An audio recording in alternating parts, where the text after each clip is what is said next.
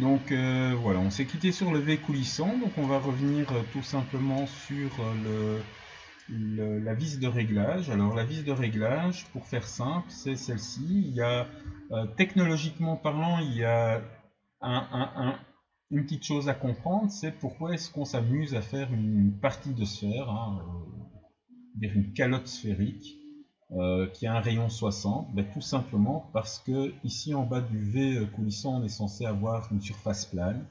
Alors on peut revenir dans comment dirais-je, dans le plan. Alors le gros avantage c'est qu'ici on a vraiment une surface plane, mais alors plane, hein, il n'y a pas de souci. Pour peu que vous ayez essayé je veux dire, de fabriquer et en plus de ça, elle est rigoureusement, non seulement elle est rigoureusement plane, mais elle est rigoureusement parallèle avec cette surface-ci, elle est rigoureusement perpendiculaire à cette surface-là, et puis à celle-là, enfin, et à celle-ci, etc., etc. Donc, elles sont parfaites, ces surfaces. Ben, forcément, c'est logique, on est sur du virtuel. Donc, on est dans un monde idéal. Le problème, c'est que un atelier, c'est tout sauf un monde idéal. Et donc, on va essayer de faire au mieux. Donc, les surfaces sont en paille, parfaitement planes. Et c'est pour ça qu'on invente d'ailleurs, enfin, c'est pour ça qu'on a mis en place le système des tolérances, parce qu'on sait que ce n'est pas possible. Donc, on est obligé d'accepter une certaine erreur sur les dimensions, sur les formes, etc. Mais voilà, ça c'est pour une pièce. Le problème, c'est quand on commence à mettre des pièces ensemble, ben, il faut que ces erreurs, ces tolérances, ben, on puisse les minimiser. Soit on accepte des tolérances très très fines et on va demander beaucoup de travail et ça va coûter beaucoup d'argent parce qu'il va falloir des machines hyper performantes avec du personnel hyper qualifié qui prend un temps énorme, donc ça veut dire beaucoup de main-d'œuvre en termes de nombre d'heures, mais en plus cette main-d'œuvre est chère parce que euh, elle est qualifiée et en plus la machine, le temps machine, c'est-à-dire que forcément, plus vous prenez une machine performante, plus elle coûte cher à amortir, donc plus son heure de travail est facturée cher. Et donc, ça, c'est une chose. Il y a une autre solution, c'est de pouvoir rester dans des tolérances tout à fait normales et abordables. Hein, je ne dis pas de faire n'importe quoi, on n'en est pas à tailler de la pierre au burin et au marteau et en se disant ouais c'est bon, on va pouvoir solutionner avec des techniques. Non, non, on est quand même dans des tolérances du dixième, mais un dixième c'est normal en mécanique, c'est pas des tolérances de fou. Hein, un dixième de millimètre, vous prenez un millimètre, vous le coupez en 10, parfois c'est une précision tout à fait banale et correcte. Donc on va pouvoir rester dans des tolérances tout à fait banales et correctes qui peuvent sembler très précises peut-être pour ceux qui ne sont pas habitués à la mécanique, mais qui sont, je vous assure, vous verrez avec l'expérience, pour ceux qui ne me croiraient pas là sur parole, assez correctes, assez classiques.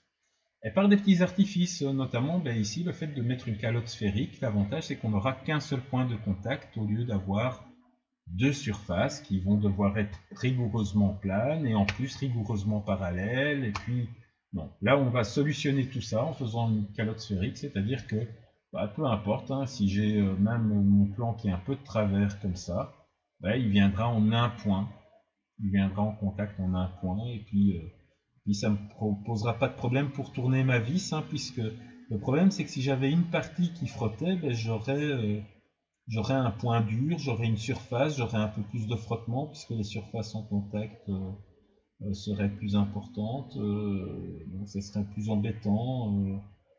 À cause du poids, j'aurais une pression plus forte et donc voilà. Donc, du coup, j'aurais pas mal de soucis de cet ordre-là. Donc ici, le fait de garder un point fait qu'il y a un frottement minimum. C'est magnifique, on est comme dans les vis à billes, enfin dans les vis à billes, non, dans les roulements à billes. Donc voilà. La deuxième difficulté, c'est le fameux molletage que l'on voit ici, dont on parle pas à un moment donné, mais bon, ça à la limite, c'est pas très grave. On en parle ici, hein, normalement un molletage de 2 mm à 45 degrés, c'est un grand classique. On voit ici à peu près hein, que c'est ça, même peut-être un petit peu plus, on serait peut-être plutôt à 3. Non, puisqu'on a 3 mm, non, excusez-moi, 3 mm de là en haut à là, donc on a 5. On a bien 5 mm ici entre les deux bords, et on voit qu'on n'a pas tout à fait de carré, mais sachant qu'on est quand même en diagonale, donc si ça c'est du 2 mm, ça fait quasiment du 3, donc ouais c'est ça, ça doit être un montage à 2. Voilà. Donc, sachant que un carré mis sur pointe, la diagonale est 1,41 42 fois, c'est racine de 2, hein, fois plus grande que le côté. Donc si le côté est égal à 2, ça fait pratiquement 3, ça fait 2,8 et quelque chose, pas loin de 2,9. Bon, si j'arrondis à 3, ben on est bien dans cette histoire-là. Voilà, la pointe théorique serait là au-dessus. Ce qu'on a là, on le rajoute là au-dessus. On doit être à peu près à 2. On va mettre un molletage de 2 à 45 degrés. Et là, il y a deux solutions. Soit je le représente, mais bon, c'est pas top. C'est bien pour la 3D, par contre, et on verra peut-être. Mais ça demande quand même la maîtrise d'un outil un peu plus complexe, qui est notamment l'extrusion suivant comment est-ce que je dirais, l'extrusion suivant une hélicoïde, voilà, l'extrusion hélicoïdale, ce qui n'est pas le top. Donc en fait, on va plutôt s'abstenir de le faire dans le modèle 3D. En plus de ça, ça va commencer à demander des ressources machines assez conséquentes, alors qu'il y a tout simplement moyen de le mettre dans le dessin uniquement, et ça suffit largement. Il ne faudra pas oublier de le mettre dans les différents plans, c'est tout. Eh bien, voilà, donc comme pour l'autre pièce, pour le V coulissant, je vais faire passer le PDF sur l'autre écran et puis je le dessine. Donc on va prendre tout d'abord forcément une nouvelle pièce, hein, standard. Et là, on est bien sur une pièce de révolution. Alors la pièce de révolution va nous demander tout simplement de dessiner.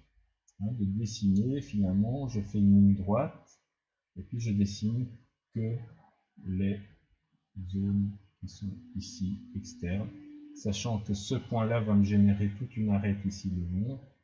Ici, j'ai pas besoin d'aller jusqu'au bout, que je peux m'arrêter là parce que finalement c'est cette surface-là qui va jusque là.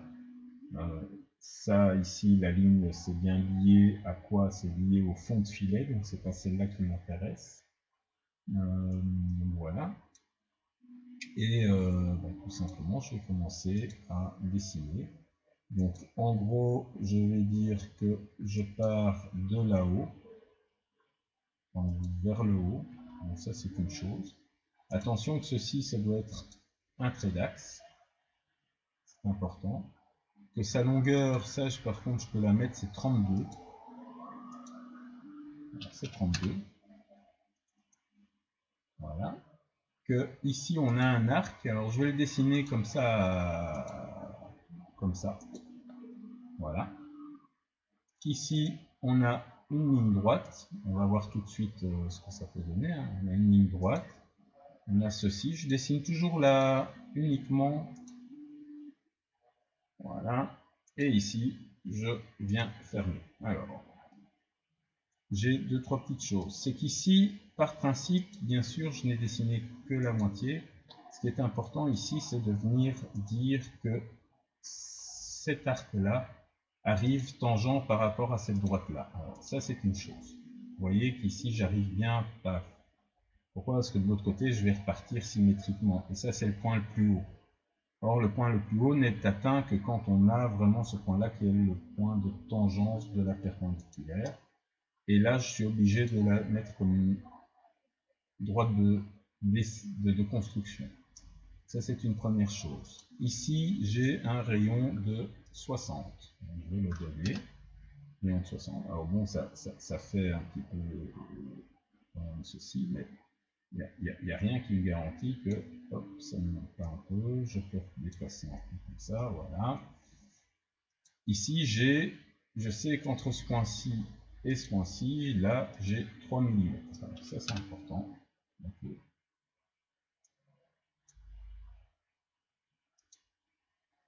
ici j'ai 5. Ok, bon, ici je vais encore écarter un petit peu. Ici j'ai un métrique 10, donc ça veut dire que quoi? Ben, que ici j'ai quand même une cote qui est de l'ordre de, comment dirais-je, de 10 mm, hein, parce que c'est du métrique 10.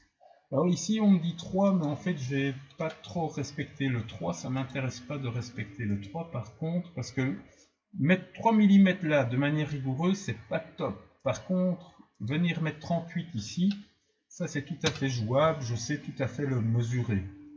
Et on verra que en fait la cote de 3 finalement n'était qu'une cote approximative, hein. On voit que c'est 3,088, donc oui, on n'a pas, si on arrondit au millimètre près, ça fait bien 3.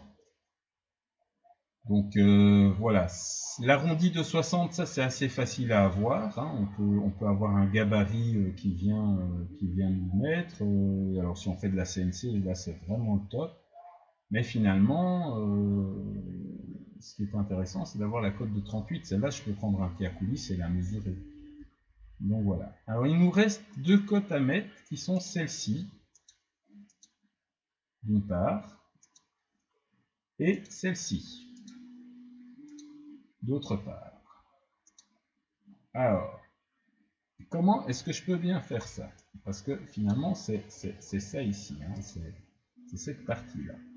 Si je zoome, c'est cette partie-là. Alors, à quoi sert cette partie-là? Eh bien, elle sert tout simplement à dégager l'outil de filetage si on fait un filet sur le tour, ou au moins à dégager, donc si je descends avec une filière, le problème c'est que quoi qu'il arrive, la filière, le départ n'est pas tout à fait un filet bien fini, donc si je dois venir serrer cette vis comme c'est le cas dans un support tel que celui-ci, j'arriverai jamais à voir, si je ne viens ici, j'aurai jamais un filet qui va venir vraiment finir pile poil comme il faut, et je pourrai jamais avoir cette surface-là qui est en contact avec cette surface-ci.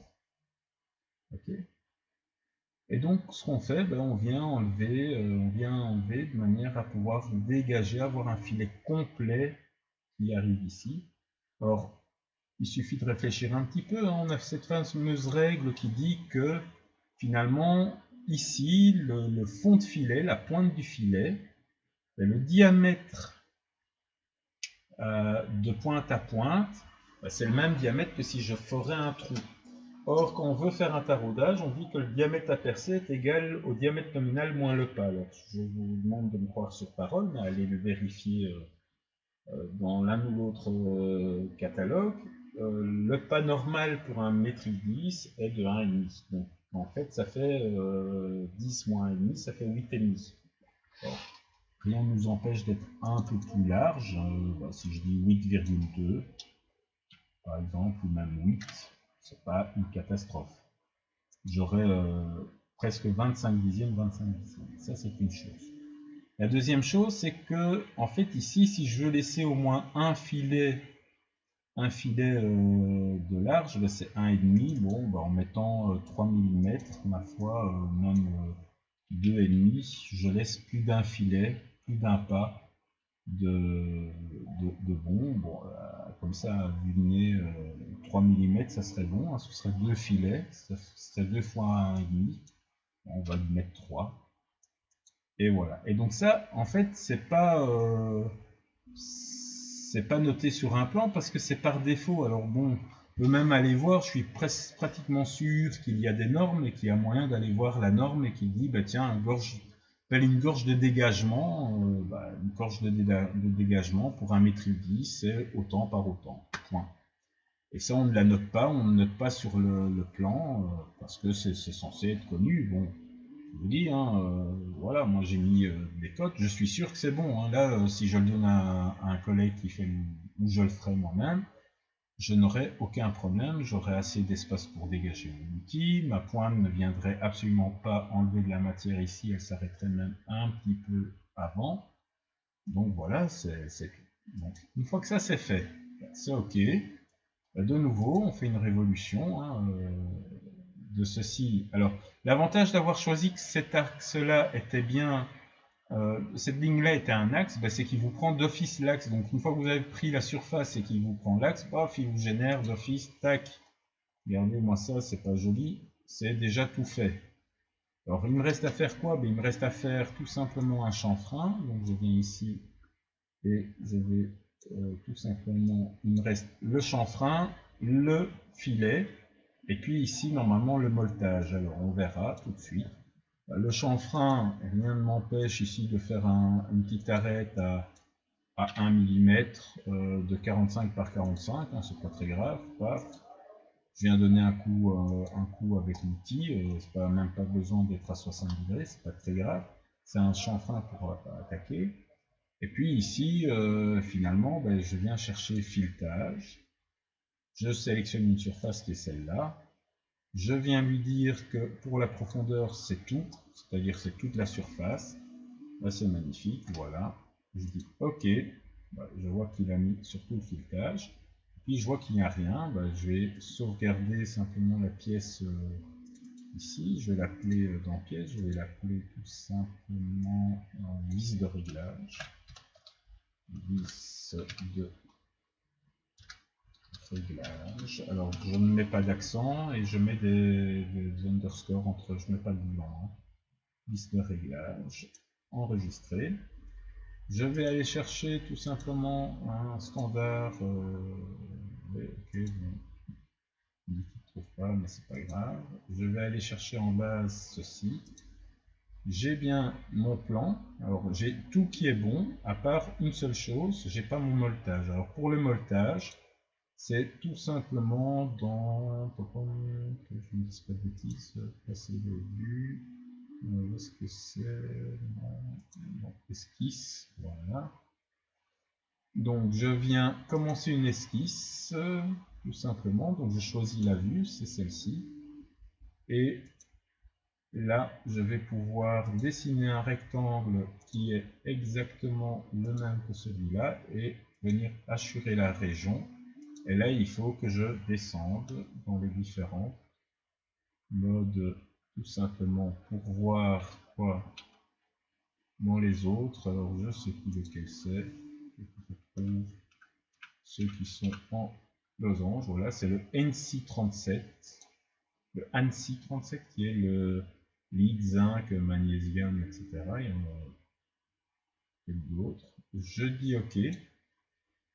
Alors là, c'est bon. L'angle est 45. L'échelle, c'est pas très grave. On va le garder sur 1. On verra ce que ça donne. Je viens sélectionner le rectangle que j'ai dessiné, qui est là. Alors 1, c'est un peu trop grand. Donc si on dit 0,5, 0,5, on l'a diminué. 0,5 à vue de nez, c'est un peu trop petit. On va dire 0,7. Sachant que c'est pas très grave. Ouais, 0,7. Ça marche à peu près. On va dire 0,6. 0,6, voilà, c'est pratiquement bon. On a quasiment bien les 5 mm, c'est ça, on a ça. C'est pas très grave, hein, voilà. Donc, on termine l'esquisse, paf, voilà, on a notre montage. Et puis, bien sûr, dans annoter, je peux venir mettre un petit texte dans lequel je vais écrire forcément, si j'attends pas, molletage de millimètres à 45 degrés ou 2 fois 45 degrés, tout simplement. C'est et ça signifie purement et simplement que mon molletage, c'est un molletage qui est placé à 45 degrés. Donc par rapport à quoi? Par rapport à mon axe, et que le carré, donc d'une ligne à l'autre, on a 2 mm. Ça suffit largement. Je ne vais pas voir l'autre méthode parce que c'est pas nécessaire. Et donc voilà ma vis de réglage. Alors ici, bien sûr, j'ai pas tout à fait la même chose. Si je veux le représenter, c'est un peu embêtant. Je ne me suis jamais vraiment intéressé parce que j'ai pas vraiment d'intérêt.